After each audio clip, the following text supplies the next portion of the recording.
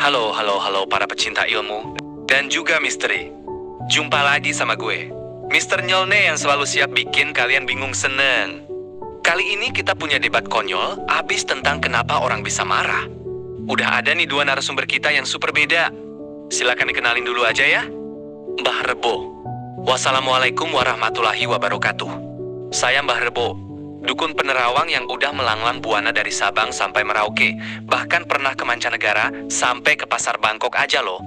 Marah itu bukan masalah fisik, tapi karena energi roh gaib yang ngambil alih lingkungan kita. Ada dua penyebabnya. Pertama, setiap Jumat Kliwon pasti ada yang lupa kasih sesembahan buat para leluhur. Kedua, pasti ada anggota keluarga yang kena gangguan makhluk halus dari alam bawah tanah atau bahkan dari laut. Mau ngatasinya? Harus cari orang kaya saya yang penerawangannya tajam.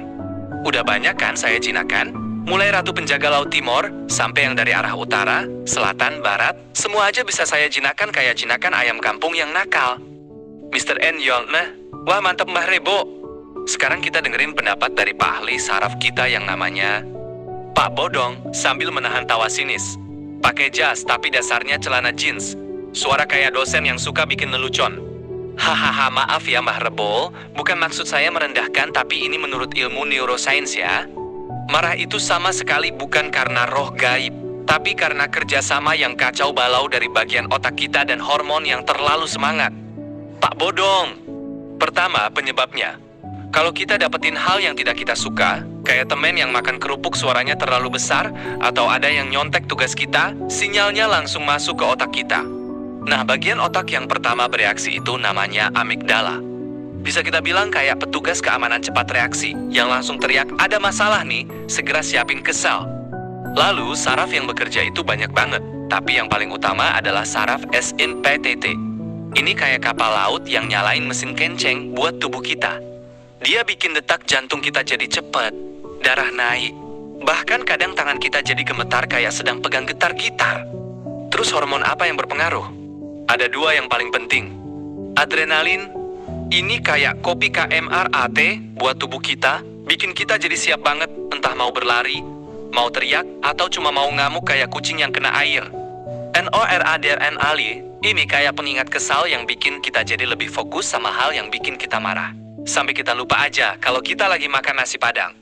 Analoginya nih, otak kita kayak kantor yang punya beberapa departemen. Amigdala itu departemen keamanan yang suka panik duluan. Saraf simpatetis itu departemen transportasi yang langsung nyalain semua mobil. Adrenalin dan noradrenalin itu karyawan yang terlalu semangat sampai lupa jam kerja. Kalau semua departemen ini tidak komunikasi dengan baik, ya pasti jadinya kacau balau deh, alias kita marah.